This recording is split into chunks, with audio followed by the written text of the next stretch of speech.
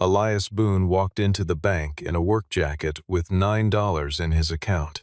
In front of a lobby full of customers, branch manager Derek Sutter read that balance aloud, laughed, and asked if the single father had come to beg for change. Elias did not argue. He placed a sealed envelope on the counter and asked to see the chairman. 17 minutes later, attorneys walked through the front door. A boardroom screen lit up, and a $40 million deal appeared on the table. The man being mocked did not need a loan. He came to buy the bank. Hit subscribe right now, because $9 was only the surface of a stunning reversal that made every executive in that building pay the price. On a Monday morning in Belhaven, Ohio, Elias Boone pulled his old pickup into the parking lot of Crestmont Bank's flagship branch and found a space between two executive sedans whose monthly lease payments probably exceeded his truck's entire purchase price. He was 43 years old, wore a denim jacket and work pants carrying a faint trace of metal dust, and he moved through the glass doors with the unhurried calm of a man who had nowhere urgent to be. Nothing about his appearance suggested he was anything other than what he looked like. A local tradesman running a small repair shop on the east side of town, a widower who had raised a daughter on his own, a person the banking industry had long since classified as low value.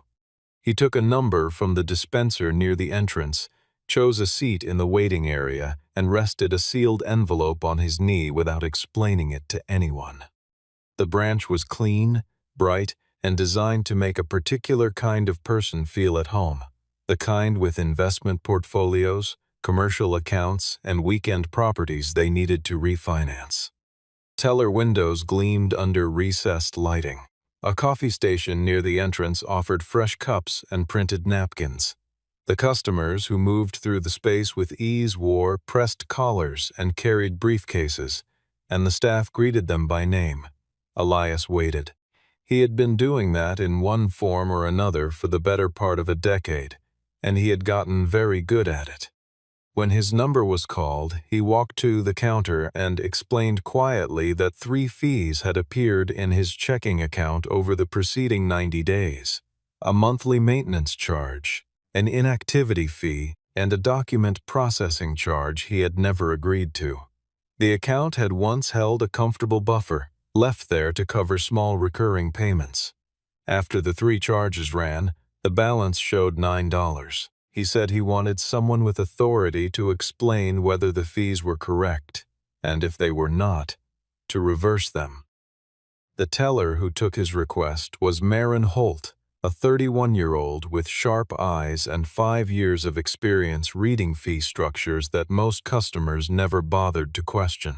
She pulled up the account, ran the dates, and identified the problem within 60 seconds. 2 of the 3 fees had been applied under a revised policy that only applied to accounts opened after a specific date, and Elias's account predated that revision by nearly 4 years. She began entering a correction. She was about to tell him the matter was resolved when Derek Sutter appeared behind her. Derek was the branch manager, 38 years old, with a new watch and a habit of positioning himself wherever the most important people in the room happened to be standing. On this particular Monday, the most important people were a group of senior executives and a regional journalist who had arrived to document the launch of Crestmont's community reinvestment campaign. Victoria Langford was with them. Derek took one look at Elias's jacket, noted the transaction Maren was reversing, and made a calculation. He redirected Maren back to her station with a word about another customer and took over the interaction himself. His voice carried enough volume that the nearest visitors could hear him clearly. He pulled up the account on the screen, tilted his head, and read the balance aloud. $9, he said. Sir, the paperwork alone to process a complaint costs the bank more than what you've got in here. A few people near the coffee station looked over. Someone laughed. Derek let the pause breathe before adding, almost warmly, that if Elias was having trouble keeping the lights on, the bank had pamphlets near the door for local financial assistance programs. Elias did not raise his voice. He did not move from where he was standing. He looked at Derek for a long moment and asked, in the same quiet register he had used from the beginning, whether the way Derek was speaking to him reflected official bank policy toward customers with low balances, or whether it was Derek's personal contribution to the customer experience. Derek smiled the way people smile when they believe they hold every advantage in a situation. He said Crestmont was a premium institution that prioritized relationships with real financial value, that the bank preferred to focus its resources on clients with more to offer, and that if Elias was unhappy, he was welcome to try one of the credit unions across town. Elias checked his watch, looked back at Derek, and said his meeting with the board of directors would begin in 17 minutes. He placed the sealed envelope on the counter between them and did not take his hand off it. Victoria Langford had entered the branch 3 minutes before Elias pulled his number, accompanied by 2 regional directors, the bank's public relations coordinator, and a journalist who had agreed to cover the community banking initiative the communications team had spent 6 weeks preparing. She was 45, wore a charcoal blazer over a silk blouse, and moved through the room with the fluency of someone who had been taught from childhood that authority was something you inhabited rather than earned.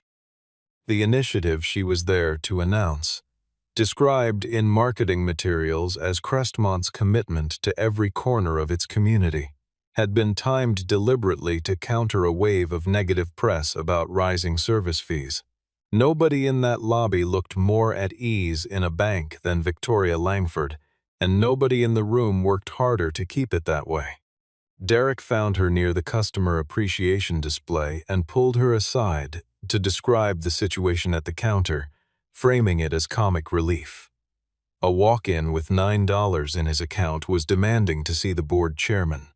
He was wearing work clothes. He had left a sealed envelope on the counter like he thought he was in a film. Victoria glanced toward Elias, processed something in her expression, and decided he was harmless.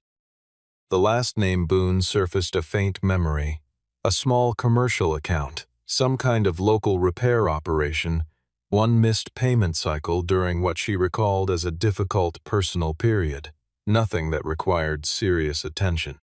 She walked over with the easy confidence of someone making a courtesy appearance and asked if there was something she could help him with, in the measured tone of a person who had no intention of helping him with anything at all. When Elias said he was there to conduct an assessment of the bank, she let her gaze fall briefly on his jacket, then returned to his face. She asked, not unkindly, whether he had come to seek an extension on a loan. He told her he was not a loan customer. He told her he was evaluating the institution. Victoria smiled and said the words that would become the most expensive sentence she ever spoke. A man with $9 should assess his own life before he assessed her bank. The room went quieter. A regional director covered a laugh with a cough. The journalist jotted something in a notepad. Marin Holt had returned to the edge of the situation and tried to interrupt, pointing out that the fees in question had been applied incorrectly and that Elias's complaint was valid. Derek cut her off with a look that communicated she would hear about her interference later and should return to her desk immediately. Marin held her ground for exactly 2 seconds, one more than most people on that floor had ever managed, and then stepped back. Victoria told Elias that reversing the fees would set a precedent she was not willing to establish for accounts that were not generating meaningful value for the institution. If he found the terms unsatisfactory, the branch would be happy to facilitate the closure of his account that same morning. Then Elias asked her 3 questions, one after another, without waiting for a response to the first before moving to the second. He asked if she knew how many customers had been charged those same fees in the past 18 months. He asked if she knew how much the bank stood to lose from a portfolio of internally approved loans connected to the Langford family's real estate interests.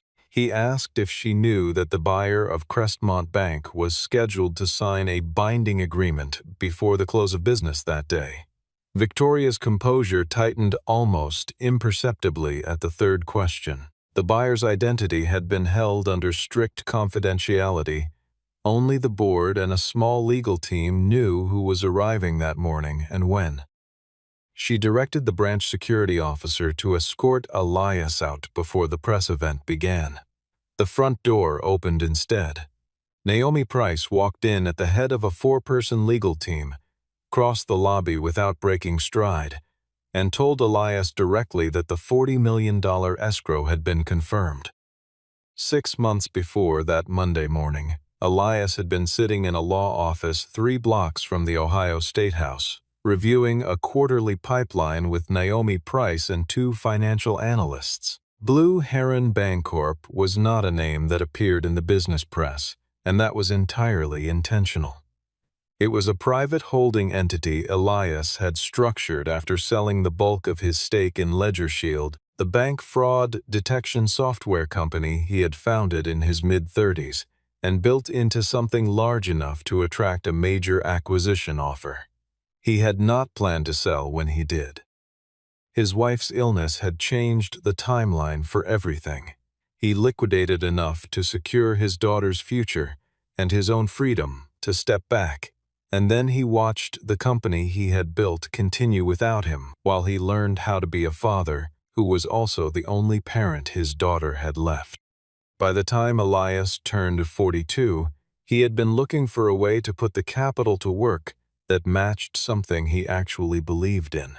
What he believed in was the kind of banking that most large institutions had quietly abandoned. Patient credit for people building something real. Institutions that existed to serve their depositors rather than extract fees from them. Community banks that were failing, he had come to understand, were failing for reasons that had very little to do with their markets and almost everything to do with how they were managed. Blue Heron's model was to identify those banks, clear out the structural dysfunction, recapitalize them properly, and return them to something close to their original purpose. Crestmont was the third bank on the acquisition list. The problems there were not hard to find once someone knew where to look.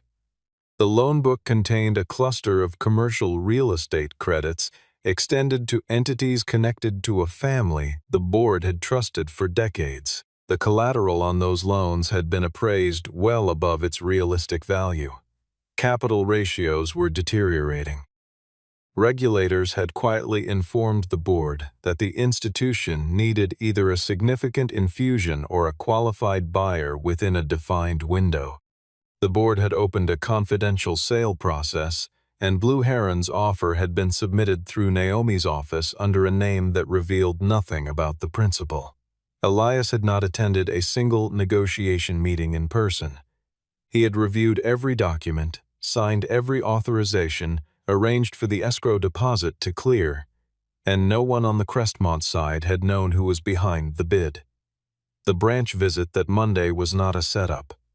It was what Elias described as a routine check.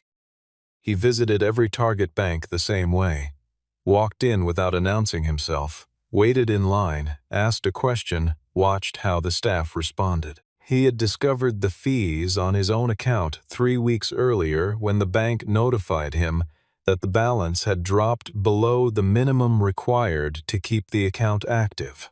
2 of the charges did not match the terms of his original agreement. The visit was meant to take 20 minutes. What it became instead was an unintentional demonstration of exactly why Crestmont needed to change ownership. Every instinct Derek Sutter and Victoria Langford had put on display that morning confirmed what the spreadsheets already suggested. The institution's dysfunction was cultural as much as financial, and it ran from the top floor to the teller line. Elias collected the envelope from the counter, walked past the press setup near the front windows, and stepped into the elevator reserved for board-level visitors. The conference room on the top floor was designed to project permanence, dark paneling, a long table that could seat 20, framed photographs of every board chairman since the bank's founding more than a century earlier.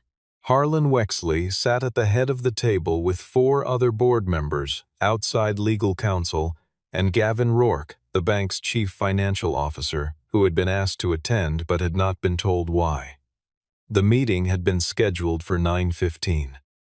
At 9:12, Victoria stepped off the elevator and walked in with the authority of a person who expected to be briefed before the agenda began. She told Harlan the buyer's representative had not yet arrived.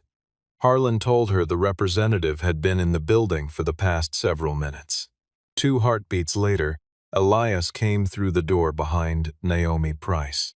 The silence that followed was specific, the kind produced when something abstract suddenly acquires a face.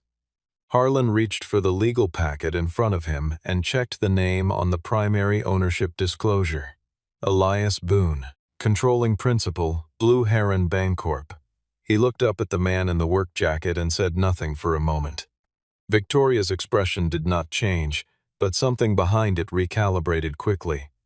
Nobody laughed. Nobody mentioned the $9 balance. Naomi set her briefcase on the table and opened it. She presented the escrow confirmation, $40 million in a third-party account, verified by 2 independent institutions, ready to transfer on execution of the purchase agreement. She presented the regulatory pre-approval letter confirming that Blue Heron had passed supervisory review and that the relevant agency had no objection to the transaction. She presented the capitalization plan outlining the additional liquidity Blue Heron would inject into Crestmont's reserve structure within 60 days of closing. Every number was verifiable. Every document carried the precision that does not come from improvisation. Victoria tried twice to interrupt with procedural objections, and was answered both times by specific clauses in the purchase agreement that had already been negotiated and approved by Harlan's outside counsel over the preceding 3 months.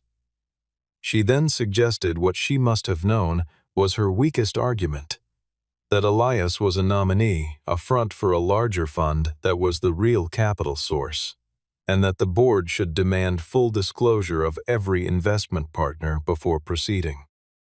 Elias answered that the capitalization breakdown was already in the disclosure documents Naomi had provided. The majority of the equity came from his Ledger Shield proceeds, a matter of public record. The remainder represented a small group of regional investors whose identities had been disclosed to the regulatory agency as required by law. There was no hidden source. There was only a man who had chosen not to spend the past 6 months explaining himself to people who had already decided what he was worth. He reached into the envelope he had carried into the building and placed a single page on the table, a printout of his Crestmont account history with the 3 disputed fees highlighted. He said it had come in useful. He said what he had observed in the lobby that morning confirmed what the data his team had collected showed across thousands of accounts. Low-balance customers were being systematically charged fees that either had no contractual basis or had been applied in violation of original account terms. He told the board that Blue Heron would proceed with the acquisition under one condition. The transaction would include a set of operational requirements effective from closing, an independent audit of all internal loans, a temporary suspension of Victoria's executive approvals, whistleblower protections for any employee who provided documentation of the fee practices, a mandatory restitution program for affected customers, and a full leadership review within 90 days. Victoria's voice rose for the first time. She said he was using money to settle a personal score. Elias replied that if retaliation had been the goal, withdrawing the offer and letting Crestmont absorb its own consequences would have accomplished that more efficiently. He was there because the bank's employees and account holders had not chosen the leadership that was about to cost them. The board voted to proceed with Blue Heron. Victoria Langford left the boardroom understanding 2 things. The first was that she could not stop the acquisition through the board. She had lost that vote the moment Elias walked through the door. The second was that she had roughly 3 weeks before the transaction closed, and in 3 weeks, a great deal could happen to a deal's momentum. She had built her professional reputation on narrative management in a city small enough that a single well-placed story could shift the temperature of the entire business community overnight. She began making calls that afternoon. The information that reached a regional financial journalist 2 days later was specific enough to suggest a source with detailed knowledge of the transaction. The story that appeared online the following morning asked whether the buyer of Crestmont, described only as a private holding company, had misrepresented the composition of its capital reserves and whether the controlling principal had the financial standing his bid implied. A photograph ran alongside the text, Elias in his work jacket, standing at the counter on Monday morning. The caption described him as a local small business operator with a $9 bank balance.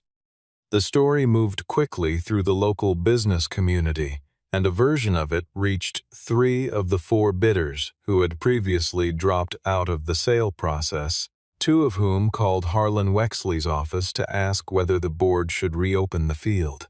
Within 4 days, 2 of Crestmont's largest commercial depositors had moved portions of their funds to other institutions as a precautionary measure. The bank's liquidity position, already under strain from the internal loan problems, tightened further. Harlan called Elias and said, without accusation, that the board was under pressure to request a public disclosure of his personal asset structure. Elias declined. He said he had provided everything legally required to the regulatory agency and had no intention of staging a financial performance to satisfy doubt that had been manufactured by the person most threatened by the transaction. He told Harlan that if the board had a material concern about the capitalization, it should raise it through the proper legal channel, and he would respond accordingly. Naomi, seated beside him during that call, was already drafting a communications preservation notice for Victoria's accounts. Meanwhile, Maren Holt had made a decision she had been turning over since the previous Monday. She sent a message to the email address listed in Blue Heron's regulatory filing. 3 paragraphs, factually precise. She had been at Crestmont long enough to watch a specific pattern develop over the past 2.5 years, a period that corresponded almost exactly with the introduction of a branch revenue incentive program Derek Sutter had championed with Victoria's backing. Under that program, branch managers received quarterly bonuses tied to net fee revenue per account. The consequence, which Maren suspected was not entirely unintended, was that low balance accounts had been converted from marginal customers into a fee extraction mechanism. She included documentation, a sample of account histories showing the same 3 charges appearing on accounts that predated the policy revision, a log of complaints that had been received and then removed from the queue before reaching the compliance team, and Derek's name on the access record for the complaint management system on dates matching the deletions. Elias read the message the same evening.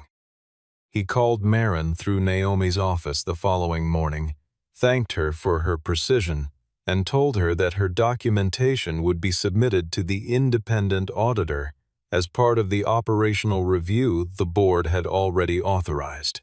He made her one commitment. She would not be disciplined or dismissed for cooperating. He made her no other promises. He wanted everything she had provided to stand on its own, verified by people with no stake in the outcome. What neither of them knew was that the same evening he received her message, Gavin Rourke was sitting in the Crestmont parking structure in his car, running the numbers on a loan file a 4th time, confirming what he already knew. One of the internal real estate credits, the largest single exposure in the cluster connected to the Langford family's interests, had generated zero principal recovery and carried $12 million that existed on the balance sheet in name only. The independent audit firm Blue Heron had engaged before submitting the acquisition offer had flagged the commercial real estate loan cluster as a potential concern. What the initial review had not fully penetrated was the layering structure beneath it. 3 borrowing entities, Ohio-registered companies with minimal operating histories and assets consisting primarily of undeveloped land held at inflated appraisal, had collectively received $63 million in credit from Crestmont over 7 years. The guarantors on those loans were connected, through intermediary holding companies, to the family of Victoria Langford's older brother, a developer who had completed exactly 1 project in the preceding decade and had spent the rest of that time moving between entities that appeared and disappeared from state corporate registries. When the deep audit team pulled the appraisal files and compared them against independent valuations of the underlying properties, the gap was not subtle. The land values used to support the loans had been marked at roughly 2.5 times what licensed appraisers assessed them to be worth. The full extent of the unrecoverable exposure came to $12 million, the amount of principal that could not be recouped through any realistic liquidation of the underlying collateral. In isolation, $12 million was a figure a healthy community bank might absorb over time. In the context of Crestmont's current capital position, already weakened by years of thin earnings and elevated operating costs, $12 million was enough to push the bank's core capital ratio below the threshold that required regulatory intervention. Victoria understood this. She had understood it for longer than she had admitted to anyone, and she saw in it the last viable pressure point she had. She presented the gap to the board not as a confession but as a discovery, evidence, she argued, that Elias and his team had known about the full scope of the impairment before submitting their offer and had deliberately understated their awareness in order to negotiate a price that forced the bank to absorb its own damage. She called it predatory. She used the word fraud. She produced no evidence for those characterizations, but she produced the number, and the number was real. And real numbers have a way of lending credibility to surrounding arguments, regardless of whether that credibility is earned. Several board members asked whether the deal should pause while the legal question was evaluated. Harlan asked Elias directly whether Blue Heron's team had full visibility into the $12 million exposure when the offer price was set. Elias said they had partial visibility into the cluster and had priced a risk buffer into their model. He said they had not had full documentation of individual loan performance until the audit began because that documentation had not been provided in the initial data room. He said the relevant question was not whether the buyer had priced a risk premium, but whether the bank's management had disclosed what they knew when they were required to disclose it. That question had no comfortable answer, and everyone in the room knew it. Elias drove home after 11 that night. His daughter was still awake, reading at the kitchen table, and she had been reading about her father, or rather, about someone who looked like her father, described in a series of articles over the past week as either a visionary operator or an opportunistic predator, depending on who was filing the story. She had known about Blue Heron in general terms, the way adult children know the outlines of a parent's professional life without knowing the particulars. She had not known the scale. She looked up when he came in and asked, without criticism, why he had not simply shown people what he was worth. Elias sat down and said that doing so would have conceded the argument that a number on a screen was a reasonable measure of a person's value, and that was an argument he was not willing to lose even if winning it would have made the past week easier. Sadie was quiet for a moment, then said their mother used to tell her that money only meant something when it protected other people's right to choose. Elias looked at the table and said he knew. He said he remembered. He decided, before he slept, to continue. He would keep the price at $40 million and require the existing shareholders to account for the gap themselves, while Blue Heron provided emergency liquidity once control transferred. Every executive whose authorization appeared on the problem loans would face a full review, and the file would go to federal investigators. He was not walking away. 8 days before the scheduled closing, Victoria presented the board with what she described as a disclosure breach.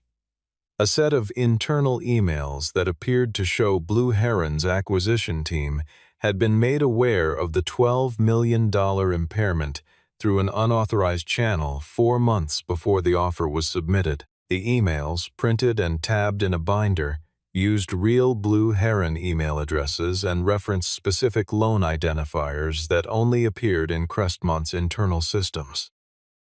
They described a strategy for pricing the offer low enough to leave the gap on the seller's balance sheet while avoiding the disclosure obligation that would have required Elias's team to flag it formally. If the documents were authentic, the acquisition was legally compromised and Elias could face a securities investigation. Victoria set the binder on the table with the quiet confidence of someone who believed she had just ended the conversation. Naomi's first step was to request the original file metadata, which she received within the hour. The emails had been generated on Crestmont's internal mail server. They had never passed through Blue Heron's systems. That alone was not definitive, since correspondence could theoretically have been forwarded. What broke the construction was the timestamp format. Blue Heron's document management protocol automatically converted all file timestamps to Eastern Standard Time on save or transmission. The timestamps in Victoria's binder used the central time offset that Crestmont's server applied by default, a difference of exactly 1 hour, consistent across every entry in the set. Someone had created those emails on a Crestmont machine without knowing how to mask the server's native time setting. The access logs for the period during which the files must have been generated showed Derek Sutter had requested elevated data room permissions 2.5 weeks earlier, citing a need to compile legacy customer records for a transition briefing. The access had been granted at branch manager level, 1 tier below data room clearance. The logs showed he had navigated into directories outside the scope of his stated purpose. The files he had accessed included the loan identifiers used in Victoria's binder. Derek was summoned to a meeting with Naomi and 2 members of the board's legal counsel. He said he had followed instructions. When pressed on whose instructions, he said he had been told the information was needed for an internal competitive analysis Victoria's office was preparing. He said he had not known what the files would be used for. He said he had simply copied what he was asked to copy and sent it where he was told to send it. The room let that answer settle. For the first time, Derek Sutter began to understand that the structure he had been loyal to had always planned to need someone at the bottom to absorb the weight. Victoria said nothing in response to Derek's account. She denied the characterization. She said Derek had misunderstood a request. She said the emails had come from a source she could not presently name, but whose credibility she was prepared to defend. Harlan told her that the board's outside counsel would be reviewing the authentication findings, and that she should make herself available for questions. Gavin Rourke had said almost nothing through most of that period, attending the required meetings, answering procedural questions with procedural answers, keeping his face arranged in the careful neutrality of a man who knew the ground under him was eroding and was trying not to look down. Elias asked to meet with him privately, without lawyers, without any formal agenda. They sat in a coffee shop 2 blocks from the bank on a Wednesday afternoon. Elias did not offer immunity. He did not threaten consequences. He told Gavin that the signatures already on the documents were not going to change no matter what happened next, but the next signature Gavin put on anything would define what the existing ones meant. Gavin ordered a second coffee, then told Elias where the recording was. The board convened an emergency session on a Thursday morning with every voting member present, and Victoria's personal legal counsel seated against the wall. The meeting had been called to resolve two questions: whether to void the purchase agreement with Blue Heron on the grounds of the alleged disclosure irregularity, or to remove Victoria from her executive authority before the scheduled closing. These were not technically mutually exclusive options, but in practice only one of them was going to happen, and everyone in the room understood that from the moment the door closed. Victoria opened her remarks with the $9 balance. She asked the board plainly whether they intended to transfer ownership of a banking institution with more than a century of community history to a person who could not maintain a minimum account balance. She let the question sit before saying that what Elias had done over the preceding 3 weeks demonstrated not operational competence but personal animus, that the conditions he had attached to the deal were retaliation dressed as governance, and that the board was allowing a wounded ego to masquerade as due diligence. She said the Langford family had served the bank for 2 generations, and she would not stand by while it was stripped apart by someone who had walked in off the street with work clothes and an old grudge. Elias did not respond to any of that directly. He asked the projection screen to display a list. Several thousand anonymized account numbers with corresponding transaction dates, fee types, and dollar amounts. He did not explain the list immediately. He let the board look at it. The accounts on that list belonged to people who had retired on fixed incomes and had not noticed a monthly charge until their buffers were gone. They belonged to veterans who had opened accounts at Crestmont because it had been the neighborhood bank their parents used. They belonged to small business owners whose fee loads had increased by 30% without any change to their original account agreements. They belonged to families who had missed a rent payment or a prescription because an unexpected bank charge had tipped them into the negative and triggered an overdraft fee on top. Elias said the $9 balance did not prove he was poor.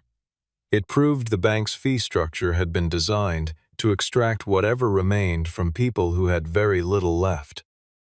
Naomi followed with the evidentiary summary, the escrow confirmation, the forensic finding that Victoria's email binder had been assembled on a Crestmont server, the access logs with Derek's name, and the recorded conversation Gavin had provided, in which Victoria instructed him to move a set of troubled credits off the primary ledger before the audit began and characterized the restructuring as routine portfolio management.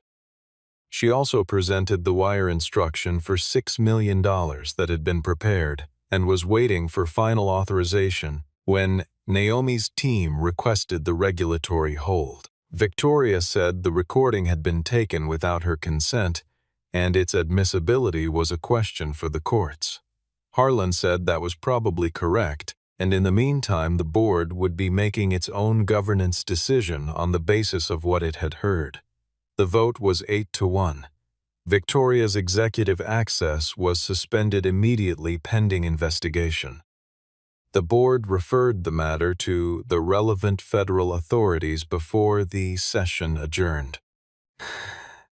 The final authorization window opened at 4 o'clock that afternoon. Naomi's team had spent the preceding week working with Crestmont's outside counsel and the escrow agent to ensure that every condition precedent had been satisfied and that no single outstanding approval could be used as a delay mechanism. The regulatory hold that had been placed on large outgoing transactions during the investigation period remained active, which meant the $6 million transfer Victoria had attempted to authorize 3 days earlier was still frozen and flagged.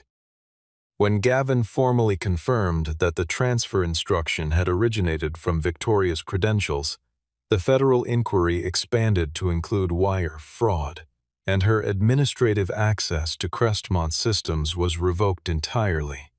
By the time the transfer window opened, she had no remaining authority to act on anything within the bank. At 4/17, $40 million moved from the third-party escrow account to the distribution accounts established for Crestmont's existing shareholders. Blue Heron Bancorp became the controlling owner of Crestmont Bank.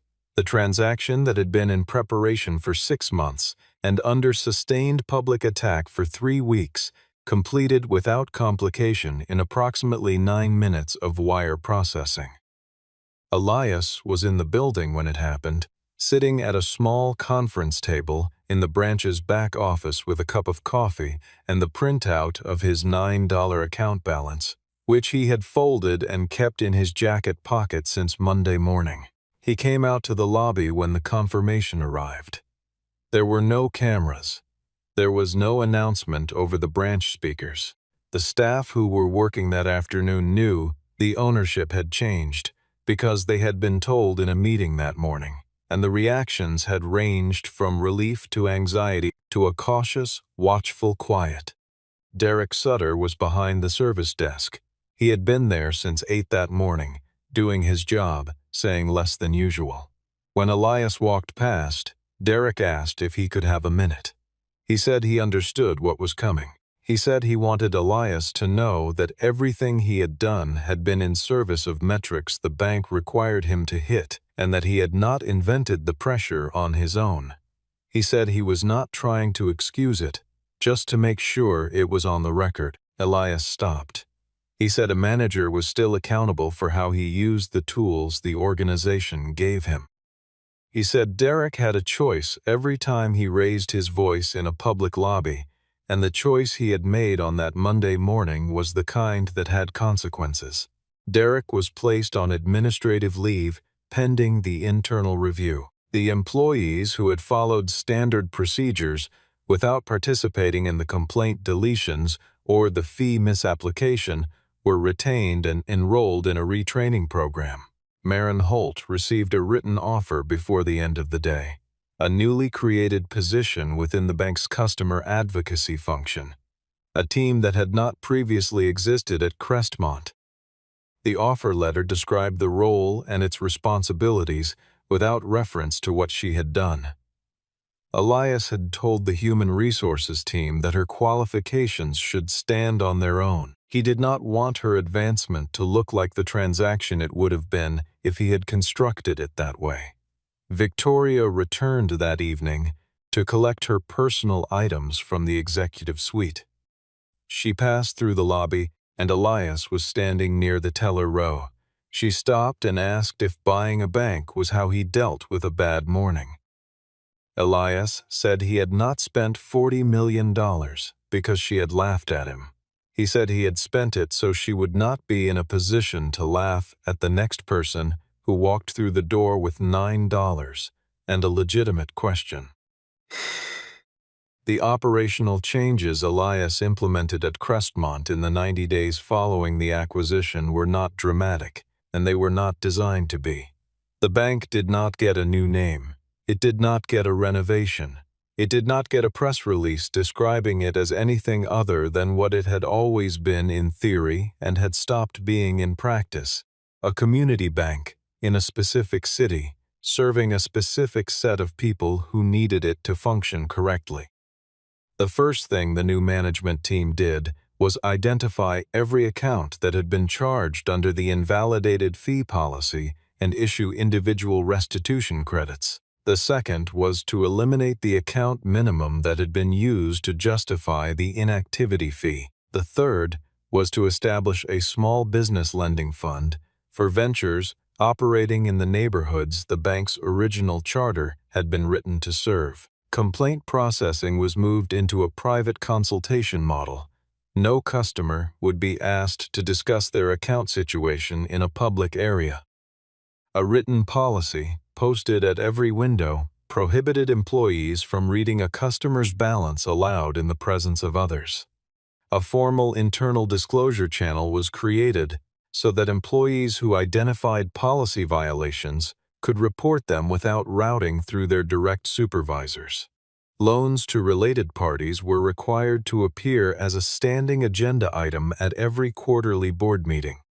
Harlan Wexley resigned his chairmanship 3 weeks after the transaction closed, citing the board's extended failure to scrutinize the internal lending practices with sufficient rigor. His resignation letter was brief and acknowledged that his confidence in the people managing the bank had substituted for the kind of examination his position required him to conduct. Gavin Rourke cooperated fully with the federal investigation, acknowledged the reports he had signed, and accepted a consent agreement with regulators that ended his career in banking. Victoria Langford and several members of the legal team connected to the fabricated documents were indicted on charges that included obstruction of a financial transaction and attempted wire fraud. The legal proceedings were expected to continue for some time. Elias did not take the largest office on the executive floor. He chose a room near the customer service area with a glass wall facing the lobby, so he could see what was happening on the floor without being conspicuous about it. He said it helped him stay oriented. Sadie came to the branch on the morning it reopened under new management, walked through the lobby with her father, looked at the teller stations and the waiting area and the new signs on the walls, and asked whether he had remembered to put more money into the old account. He opened the application on his phone and showed her. $9. He had left it exactly where it was. He told her he intended to keep it that way, not as a monument to what had happened, but as a reminder of what the number had never meant and what the bank had decided for too long that it did mean. In the weeks that followed, Crestmont introduced what its internal policy documents called the $9 commitment, a formal service standard affirming that no customer would be dismissed, redirected, or denied a respectful conversation on the basis of their account balance. Near the end of the first month, an older man in a worn coat came through the front door, hesitated near the entrance, and told the first employee he encountered that he was worried about his account because there was almost nothing left in it. A newer teller began to gesture toward the self-service terminal before Marin stepped out from the service desk, crossed the lobby, invited the man to sit down, and told him that what he had in his account had nothing to do with how much time she had for him. From a hallway near the back of the lobby, Elias heard those words through the open door of his office. He did not come out. He did not say anything. He stood where he was and allowed himself, for the length of a quiet afternoon in a bank in Belhaven, Ohio, to believe that the distance between how things were and how they ought to be was sometimes nothing more than the space between Hertz's willingness to speak and another's willingness to listen. He did not buy that bank to prove he was wealthy. He bought it to prove they had been wrong about what wealth was for.